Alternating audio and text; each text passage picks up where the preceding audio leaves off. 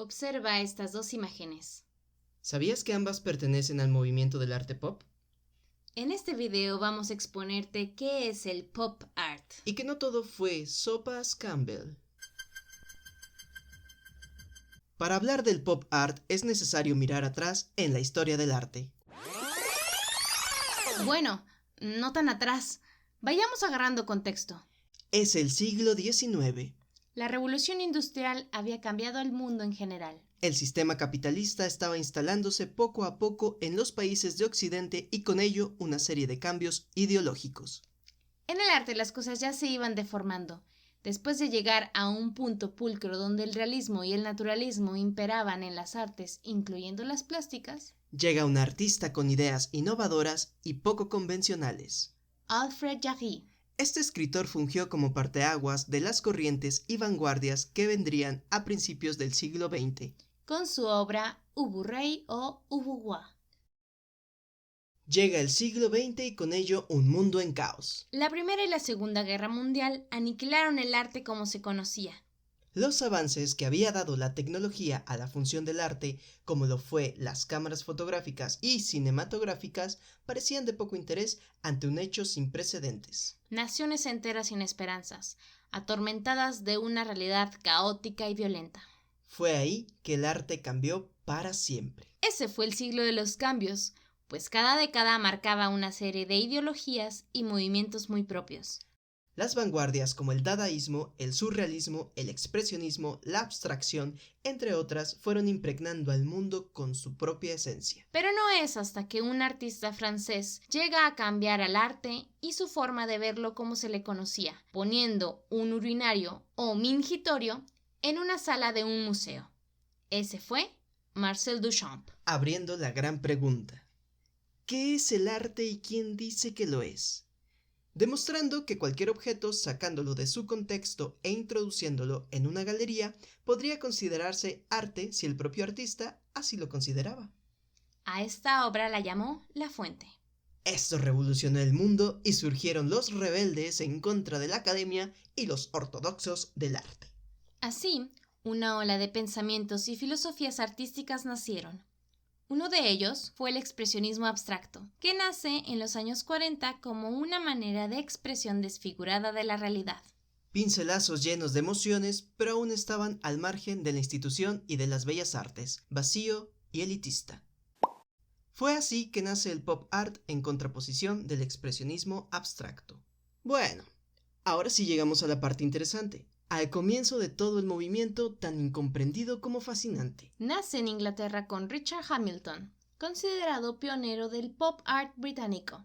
Crea su collage titulado ¿Qué es lo que hace de los hogares de hoy en día tan diferentes, tan divertidos? En ella podemos comenzar a notar los rasgos que caracterizan al pop art y su oposición con el expresionismo abstracto. Por un lado tenemos al expresionismo abstracto, Mientras que por el otro al pop art. por un lado está la abstracción, Y en la otra el realismo. lo emocional contra Lo intelectual y la espontaneidad. versus estrategia compositiva. Pero, ¿qué es el pop art?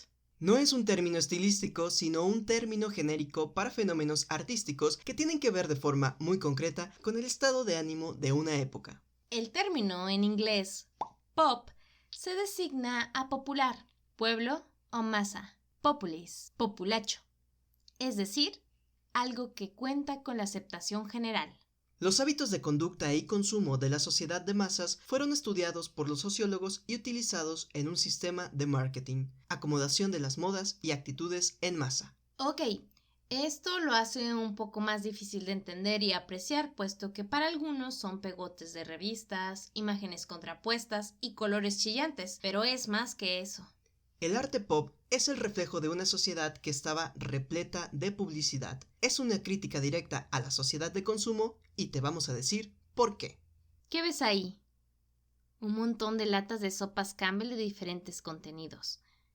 ¿Esto es arte? ¿Qué quiere decirnos Andy Warhol con esto? Duchamp, al ver esto, dijo: cuando alguien toma 50 botes de sopa Campbell y los lleva al lienzo, ¿no nos interesa el punto de vista óptico? Lo que nos interesa es el concepto que pretende llevar al lienzo con 50 sopas Campbell. El pop art trata de reflejar varias cosas. Una visión irónica de lo que consideramos arte. Una perspectiva cruda de la realidad dentro del consumismo. Que como sociedad vale más lo que a simple vista se percibe. El producto de la marca. Envase más que contenido. El exterior garantiza el interior. La influencia de la mercadotecnia y los medios publicitarios fueron aspectos que marcaron la época de los 60. Lo kitsch y los souvenirs, las historietas cómicas, las novelas baratas, la literatura sci-fi y la telemanía fueron motores para este movimiento. La imagen de la mujer como objeto vendible, el reparto de papeles, lo cliché y lo modelo son fuertemente criticados, exaltando la liberación sexual, la emancipación de la mujer y las nuevas estructuras profesionales. Mantiene el equilibrio entre las eufóricas perspectivas de progreso de una época y las catastróficas pesimistas. Los términos de los valores hermoso, bueno, auténtico se convierten en palabras huecas intercambiables e inflacionarias ante la creciente comercialización dentro de la realidad social. Las reglas de la civilización condicional, las imágenes de los hombres y las cosas, la naturaleza y la técnica. Pop es una consigna ingeniosa, irónica y crítica, una réplica de eslogans de los medios de masas. Lo trivial aumenta su valor. ¿Y por qué potencializar al medio publicitario que tanto critican? Es ahí el juego de sarcasmo, ironía y sátira con la que juega el pop art. Este nuevo lenguaje de realidad cruda y desmesurada es lo que hizo al movimiento como es, atroz. Una proximidad entre vida y arte tan evidente, palpable y general. Absolutamente occidental, condición capitalista y tecnológica de la sociedad industrial. Surgiendo un estilo desnudo y mecanizado, de series reproducidas que enlaza directamente con el mundo de la publicidad. Richard Hamilton, en su obra Still Life o Naturaleza Muerta, nos muestra una manera divertida de esa literalidad intelectual. Nos muestra lo que parece un microondas, en un ambiente tranquilo, como un jardín. Algo contradictorio, ¿no creen?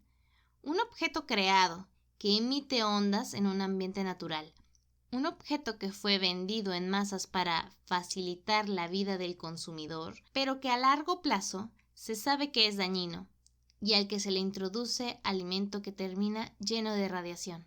La imagen de industria del consumo, los envoltorios, las stars de los medios de masas no solo se fueron convirtiendo en el contenido del arte y en temas de investigación, sino también en objetos coleccionados por museos.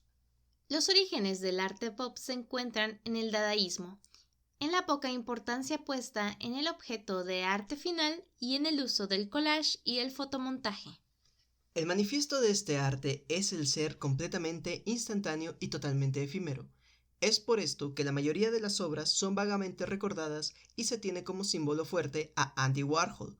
Pero hubo más artistas como él que revolucionaron a su modo al arte con este gran pop. Richard Hamilton. Habíamos comentado a este gran personaje, reconociéndolo como pionero, pero ¿qué nos presentó en su obra Just What It Is It That Makes Today's Home So Different, So Appealing? Este collage fotográfico ataca directamente a la sociedad de consumo, al culto al cuerpo, al erotismo, a la publicidad y a la tecnología doméstica que intentan disimular una sociedad vacía de contenido y que tan solo elogia lo superficial y la apariencia. Introduce ya elementos típicos como el televisor, el magnetófono o el póster de una viñeta de cómic. Roy Lichtenstein. Lo más característico son sus composiciones salidas directamente de las viñetas de los cómics, que son ampliaciones de los personajes de los dibujos animados, reproducidas a mano con la misma técnica de puntos y los mismos colores primarios y brillantes que se utilizan para imprimirlos. Por ejemplo, Good Morning Darling, Now, Me Petit pour la France o Wham!, donde la técnica del cómic aparece mucho más remarcada con la inclusión de la característica onomatopeya. Tom Wesselman. Este artista se interesó por el tema de la sensualidad y la mujer como reclamo publicitario y como objeto de consumo. Elige las partes más sensuales del cuerpo femenino, las piernas, los labios, los pezones, etc., y las mezcla con objetos cotidianos. Trabajó sobre todo los montajes y las instalaciones, donde incorpora objetos reales y recrea espacios habituales de la burguesía americana. En las obras de la serie Great American Nude, incorpora teléfonos reales que suenan, aparatos de radio y televisores en marcha, pegándolos directamente sobre la superficie pintada, siguiendo el método tradicional del collage. En Collage of Bathroom No. 1, ilustra una atmósfera de frío erotismo, reivindicando su valor como objeto de consumo más que como ícono de deseo. Resalta la toalla de en medio, el rollo de papel higiénico y la tapa del retrete levantada. Andy Warhol. Andy Warhol utilizó fotografías de prensa contemporáneas y las repitió múltiples veces en la misma superficie, arrancándolas de su contexto habitual y trasladándolas al dominio del arte. Describió así la deshumanización que practican los modernos medios de comunicación de masas. En Lata de Sopa Campbell, Warhol convierte un objeto de uso cotidiano, una sopa de tomate, en un ícono de la cultura pop. Realizó numerosos retratos como los de Mick Jagger, Jackie Kennedy, Elizabeth Taylor o Marilyn Monroe, de la que hizo una serigrafía basada en un original fotográfico de su rostro, donde desfiguraba a estas estrellas reflejando la decadencia de las mismas. Fue fabuloso la inauguración de una exposición sin arte, exclamó cuando por motivos de seguridad fueron descolgados los cuadros de una exposición de Warhol gracias a la avalancha de gente que llegó. A nadie le importó en lo más mínimo que los cuadros hubieran sido descolgados. El método de Warhol se basaba en la reacción y la acción permanentes, los límites entre producción, producto y reproducción, entre imagen, copia y objeto representados son difusos. Lo característico de su obra es el camino, el más corto posible, de la realidad al cuadro. No es tan solo convertir el arte en algo trivial y vulgar, sino trivializar y vulgarizar al propio arte. Así que, si alguna vez pensaste que el pop art es trivial y banal, pues estabas en lo correcto, pero ese era el propósito.